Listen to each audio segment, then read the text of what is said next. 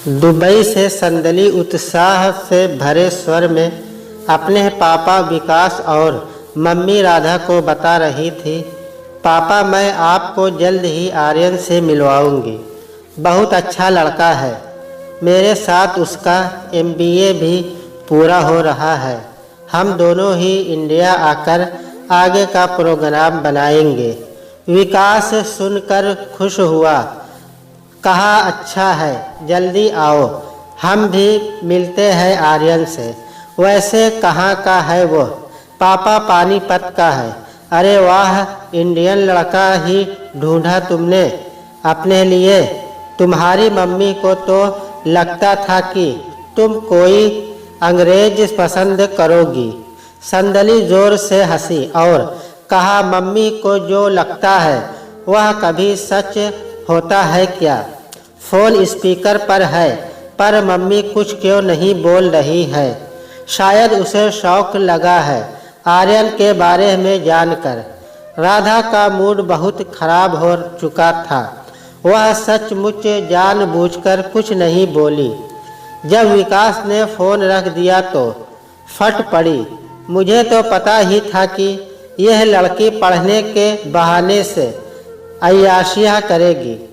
अब पता चलेगा पढ़ने भेजना था या लड़का ढूंढने। क्या बात कर रही हो? जॉब भी मिल ही जाएगा। अब अपनी ही पसंद से लड़का ढूंढ लिया तो क्या गलत किया? संदली समझदार है, जो फैसला करेगी अच्छा ही होगा। अब पता चलेगा कि इस लड़की की किसी से निभ नहीं सकती। न किसी काम की अकल है, न कोई तमीज़। और जो यह लोन ले रखा है, शादी करके बैठ जाएगी तो कौन उतारेगा लोन? मुझे पता ही था कि यह लड़की कभी किसी को चैन से नहीं रहने दे सकती। राधा जी भर कर संभली को कोसती रही। विकास को उन पर गुस्सा आ गया। बोले, तुम्हें तो सब पता रहता है, बहुत अंतर्यामी समझती हो खुद को। पता नहीं कैसे इतना ज्ञानी समझती हो खुद को। आस पड़ोस की अपनी जैसी हर समय कुड़ करने वाली लेडीज की बातों के अलावा कुछ भी पता है कि क्यों ये हो रहा है दुनिया में। हर बार की तरह दोनों का गुस्सा रुकने का नाम ही नहीं ले रहा था। विकास ने जूते पहनते हुए कहा, मैं ही जा रहा हूँ, थोड़ी देर बाहर अकेली बोलती रहो। यह कोई पहली बार तो हुआ नहीं था। बात बेबात किचकिच करने वाली राधा का तकिया कलाम था। अब पता चलेगा। बड़ी बेटी प्रिया कनाडा में अपनी फैमिली के साथ रहती थी।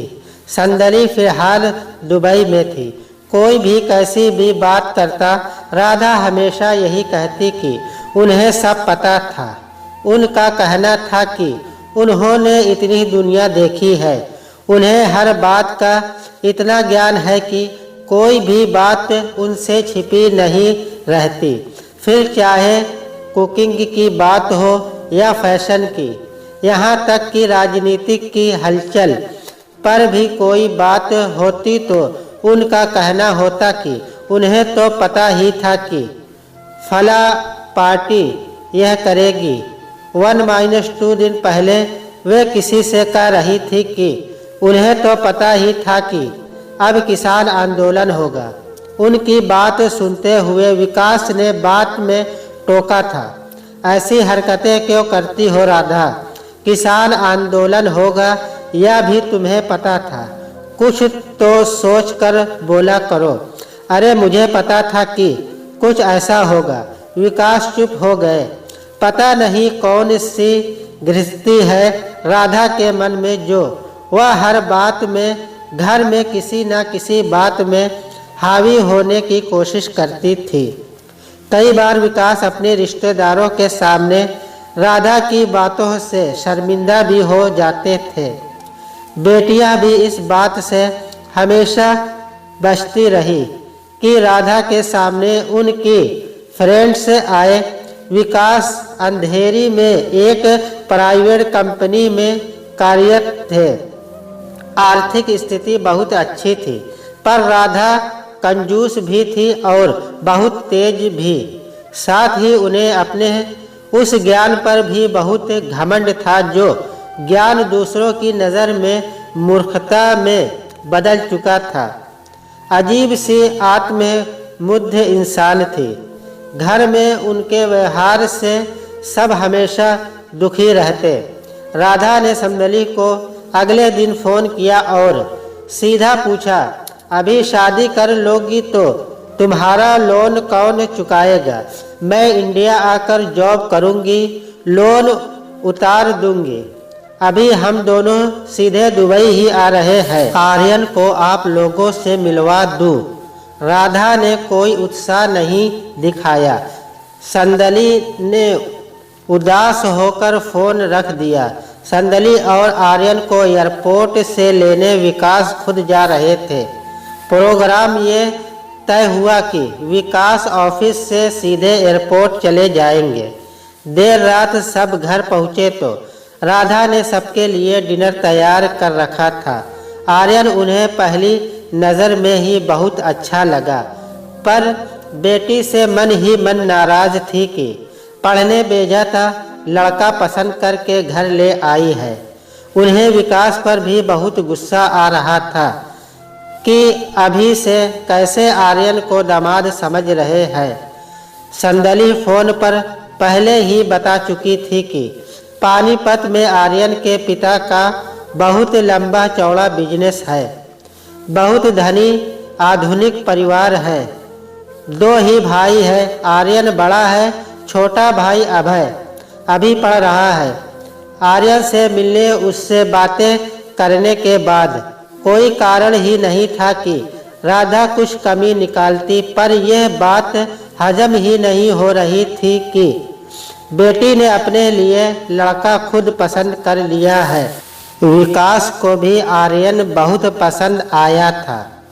वह ऐसे घुल गया था कि जैसे कब से इस परिवार का ही सदस्य है। डिनर करते हुए संदली ने कहा, मम्मी हम दोनों अब कल ही दिल्ली जा रहे हैं। वहाँ आर्यन के पेरेंट्स से हमें एयरपोर्ट पर लेने आ जाएंगे। मुझे भी उनसे मिलना है। मैं जल्दी ही वापस आ जाऊंगी। राधा ने कहा, मुझे तो पता ही था कि तुम हमसे पूछोगी भी नहीं, खुद ही होने वाले ससुराल पहुंच जाओगी। अब पता चलेगा। विकास ने आर्यन की उपस्थिति को देखते हुए मुस्कुराकर बात संभाली। यह तो अच्छा ही है न कि तुम अपनी बेटी को जानती हो। तुम्हें पता था। अच्छा है। संदली ने माँ की बात पर ध्यान ही नहीं दिया। युवा मन अपने सपनों में खोया था। प्यार से बीच बीच में एक दूसरे को देखते संदली और आर्यन विकास को बड़े अच्छे लगे। रात को अकेले में राधा भुनभुनाती ही रही। विकास ने टोका, कभी तो किसी बात पर खुश रहना सीखो। राधा इतना अच्छा लड़का है, पसंद किया है संदली ने। बेटी बहुत समझदार है। हमारी सब देख सुनकर ही मिलवाने लाई होगी। ये शादी करके बहुत पछताएगी देखना। इसकी किसी से नहीं निभ सकती। कुछ नहीं आता है, बस सैर सपाटा आराम करना आता है। अब पता चलेगा। ये शादी के बाद बैठकर रोएगी। विकास को गुस्सा आ गया। कैसी माँ हो, बेटी के लिए बुरा सोचती हो। Shame on you. राधा संभली को माँ का मन अच्छी तरह पता था। वह अंदर से दुखी भी थी, पर आर्यन से बहुत प्यार करने लगी थी। अब विवाह करना चाहती थी, पर माँ इस विषय पर उसके लिए अच्छा नहीं सोचती। पता था उसे। अगले दिन आर्यन और संदली चले गए। फिर एक दिन प्रिया का फ़ोन आया। वह संदली के लिए खुश थी। कहने लगी, आर्यन बहुत अच्छे परिवार से है। संदली ने नेट पर देख लिया है। उसके बिजनेस के बारे में वह सब जानती है। सब देखकर ही उसने आर्यन से शादी का मन बनाया है। ऐसा लड़का तो हम भी उसके लिए नहीं ढूंढ सकते थे। राधा बिफरी, मुझे पता था तुम उसी की साइट लोगी। ओ माँ, ये जो आपको हर बात पता होती है ना, बड़े परेशान हैं हम इससे। कभी तो कोई बात आराम से सुन लिया करो। थोड़ी देर बाद फोन रख दिया गया। संदली ने वहाँ से आर्यन के पेरेंट्स अनिल और मधु से भी विकास और राधा की बात करवा दी। विकास को दोनों का स्वभाव बहुत अच्छा लगा। दोनों संदली से मिलकर खुश थे। अब जल्दी से जल्दी उसे अपनी बहू बनाना चाहते थे। विकास ने भी इस विवाह के लिए सहमति दे दी तो उन्होंने कहा, आप भी आकर हमारा घर देख लीजिए, तसल्ली कर लीजिए कि संदली हमेशा खुश रहेगी। यह बात विकास को बहुत अच्छी लगी। उन्होंने कहा, हम भी जल्दी ही आते हैं। दोनों परिवार अब आगे का प्रोग्राम बनाने लगे। संदली 2 दिन में वापस आ गई। बैग खोलते हुए ढेरों गिफ्ट दिखाते हुए बोली, पापा मम्मी देखो, उन लोगों ने तो गिफ्ट की बौछार कर दी। इतने प्यार से मिले कि क्या बताऊं। पापा, मैं बहुत खुश हुई वहां जाकर। राधा ने सब सामान देखा, वहां कुछ नहीं, उठकर अपने काम में लग गई। 10 दिन बाद संदली चली गई। कोर्स पूरा हो चुका था। संदली को वही नई नौकरी ज्वाइन करनी थी। आर्यन अब पानीपत में फैमिली का बिजनेस ही संभालने वाला था। अनिल और मधु मुंबई आए, होटल में ठहरे और विकास और राधा से मिलने घर आए। गजब के खुश मिजाज सुंदर संपत्ति को देखकर राधा हैरान थी। वे दोनों विकास और राधा के लिए बहुत सारे गिफ्ट भी लाए। राधा के हाथ का बना खाना खाकर उनकी कुकिंग की खूब तारीफ की तो राधा ने कहा, पर संदली को कुछ भी बनाना नहीं आता। पहले इसलिए बता रही हूँ कि आप लोग हमें बाद में ये न कहें कि आप लोगों को बताया नहीं। मधु ने खुलकर हंसते हुए कहा, बेटी बहुत प्यारी है आपकी। उसने मुझे खुद ही बता दिया कि उसे कोई काम नहीं आता और उसे हमारे यहाँ कुकिंग की ज़रूरत पड़ेगी भी नहीं। हमारे यहाँ 2 कुक हैं। किचन में तो मैं ही जल्दी नहीं घुसती। आजकल की लड़कियाँ कैरियर बनाने में मेहनत करती हैं। जब ज़रूरत होती है सब कर लेती है और वहाँ अकेली रह ही रही है ना। बहुत कुछ अपने आप करती भी होगी। राधा चुप रही। अनिल और मधु ने अच्छा समय साथ बिताया। जाते हुए उन्हें भी गिफ्ट देकर विदा किया गया। अब अगले हफ्ते विकास और राधा को दिल्ली जाना था। तय हुआ कि अब सगाई भी कर देते हैं और संदली को भी बुला लेते हैं। यह सुनते ही राधा को गुस्सा आ गया। विकास से कहा, अब फिर उसके आने का खर्चा उठाना है। अभी तो गई है। संदली ने यह बात सुनकर कहा, मम्मी आप टिकट की चिंता ना करो। सरप्राइज में आर्यन ने मुझे टिकट भेज दिया है। राधा ने कहा, मुझे पता है कोई गड़बड़ जरूर है जो वे शादी के लिए इतनी जल्दी मचा रहे हैं। इतना अच्छा परिवार संदली को बहू बनाने के लिए क्यों मरा जा रहा है? कोई बात तो है, अब पता चलेगा। विकास ने कहा, गड़बड़ तुम्हारे दिमाग में है। बस संदली सीधे दिल्ली पहुंची। विकास और राधा भी पहुंच गए। प्रिया ने कहा था कि वह सीधे शादी में ही आएगी। पानीपत में आर्यन का विशाल घर नौकर चाकर देखकर राधा दंग रह गई। उस पर सबका स्वभाव इतना सहज, कोई घमंड नहीं, पर आदत से मजबूर। कमी ढूंढती ही रही, जो मिली नहीं। राधा ये देखकर हैरान हुई कि मधु और संदली ने फोन पर ही एक दूसरे के टच में रहकर सगाई के कपड़ों की जबरदस्त तैयारी कर रखी है। अभय संदली से खूब हंसी मजाक कर रहा था। विकास और मधु के लिए बेहद आरामदायक गेस्ट रूम था। अनिल और मधु के करीब 100 लोगों के परिचितों के मौजूदगी में सगाई का फंक्शन हुआ। विकास ने खर्चे बांटने की बात कही तो अनिल ने हाथ जोड़ दिए। हमें कुछ नहीं चाहिए। संदली इस घर में आ रही है तो हमें खुशी से ये सब करने दे, हमें कुछ भी नहीं चाहिए। राधा ने अकेले में विकास से कहा, इतना अच्छा बनकर दिखा रहे हैं, मुझे पता है ऐसे लोग बाद में रंग दिखाते हैं। अब पता चलेगा। संदली भी उनके पास ही बैठी थी। गुस्सा आ गया उसे।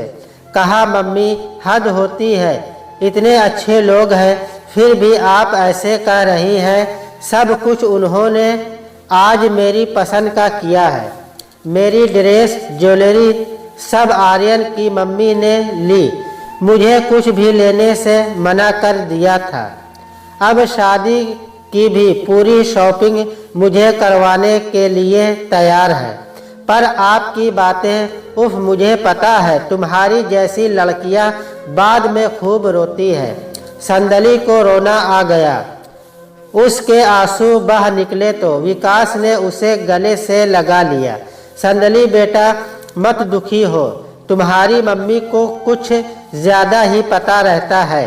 विकास और संदली दोनों राधा से नाराज थे, पर राधा पर न कभी पहले कोई असर हुआ था न अब हो रहा था।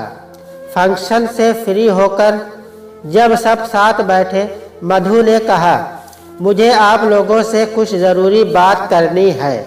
सुनते ही राधा ने विकास को इशारा किया। देखो, मैंने कहा था ना। राधा ने कहा, जी कहिए। देखिए, पैसे की हमारे यहाँ कोई कमी है नहीं, बस मेरा मन तो अपने बच्चों की खुशी में खुश होता है। मेरी इच्छा है कि शादी अब जल्दी ही कर दे, घर में रौनक हो। हमारी बेटी कोई है नहीं और मुझे संदली के साथ रहने की बहुत इच्छा है। मुझसे अब इंतज़ार नहीं होगा। शादी अब बहुत जल्दी हो जाए, बस यही मान लीजिए। तैयारी भी मैं सब कर लूँगी। और हाँ, संदली ने जो लोन लिया है वह भी हम चुका देंगे। अब संदली यहाँ फैमिली बिजनेस संभाल लेगी, उसे वहाँ अकेली रहकर जॉब करने की ज़रूरत है ही नहीं। अब बच्चे मिलकर बिजनेस संभाले, हमारे पास रहे और क्या। विकास ने हाथ जोड़ दिए। आप जैसा चाहते हैं वैसा ही होगा। हम तैयार हैं। लोन चुकाने की बात आप न सोचें प्लीज़। हमारा एक फ्लैट किराए पर चढ़ा है, उसे संदली को देने के लिए ही इन्वेस्ट किया था। अब उसे बेच देंगे तो लोन चुक जाएगा, कोई प्रॉब्लम नहीं है। शादी जब आप कहें हो जाएगी। मधु ने खुश होकर उठकर संदली को गले लगा लिया। खूब प्यार करते हुए बोली, बस मेरी बहू अब जल्दी घर आ जाए। संदली, अब एक बार जाना और वहाँ से अपना सब सामान ले आओ। बस अब तो आर्यन के साथ ही घूमने जाना। आगे का प्रोग्राम तय होने लगा था। राधा हैरान थी कि इतनी जल्दी ये कैसे लोग हैं, कोई इतना अच्छा कैसे हो सकता है। मुंबई लौटते हुए संदली ने पूछा, मम्मी सब ठीक लगा न आपको देखते हैं कुछ ज़्यादा ही अच्छा परिवार लग रहा है। देखते हैं कि तुम कितना खुश रहती हो। इनके साथ अब पता चलेगा। संदली चुप ही रही। राधा ने फिर विकास से कहा, आपने सब बात खुद ही कर ली उनसे, मुझसे कुछ पूछा ही नहीं। पूछना क्या था, सब अच्छा ही लग रहा था। अच्छे लोग हैं। दोनों तरफ शादी की तैयारियां शुरू हो गई। 2 महीने बाद ही शादी थी। प्रिया भी सपरिवार आने वाली। संदली ने रिजाइन कर दिया और वहां से सब क्लियर कर लौट आई। मधु फोन पर ही उससे पूछ कर उसकी पसंद की तैयारी करने लगी। मधु एक से बढ़कर एक चीज़ें उसकी पसंद से बनवा रही थी।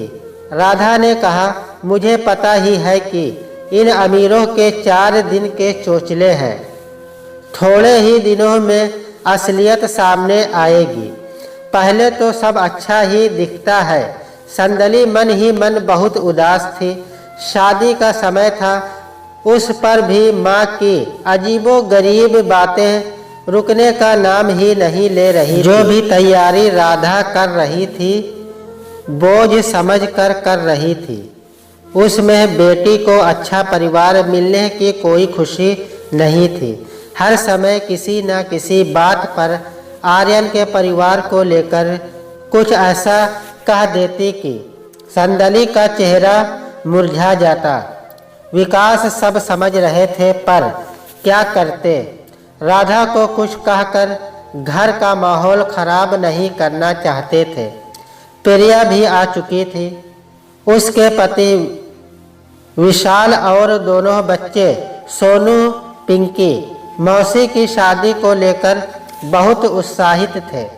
सब खुश थे, पर राधा का स्वभाव अक्सर रंग में भंग डाल देता। विकास ने अपने बजट के अनुसार सारा पैसा अनिल के अकाउंट में ट्रांसफर कर दिया था। सब इंतजाम आर्यन का परिवार ही देख रहा था। शादी से 4 दिन पहले संदली अपने परिवार के साथ दिल्ली पहुंची तो आर्यन की तरफ से कई गाड़ियां उन्हें लेने आई हुई थी। अनिल और मधु ने खुद एयरपोर्ट पर सबका स्वागत किया और उन्हें पानीपत के ही एक होटल में ले गए, जहां सारा इंतजाम बहुत शानदार था। रस्में बहुत खुशी से पूरी की गई। विवाह का आयोजन शानदार रहा। सब कुछ अच्छी तरह से संपन्न हुआ। राधा परिवार सहित मुंबई लौट आई। कुछ दिन बाद प्रिया भी वापस चली गई। विकास ऑफिस के काम में व्यस्त हो गए। राधा का पुराना रवैया चलता रहा। हर बात में अब भी अपने को ही सही ठहराती। संदली जब फोन करती, राधा खोद कर पूछती कि ससुराल क्या क्या हाल है। संदली तारीफ करती तो कहती, मुझे पता है, यह सब प्यार व्यार थोड़े दिनों की बात है, आगे पता चलेगा। संदली ने घर का बिजनेस संभालना शुरू कर दिया था। एक नया शोरूम खोला जा रहा था, जिसकी देख रेख संदली और आर्यन पर छोड़ दी गई थी। उसके लिए एक कार और ड्राइवर हमेशा रहता। वह बहुत खुश रहती।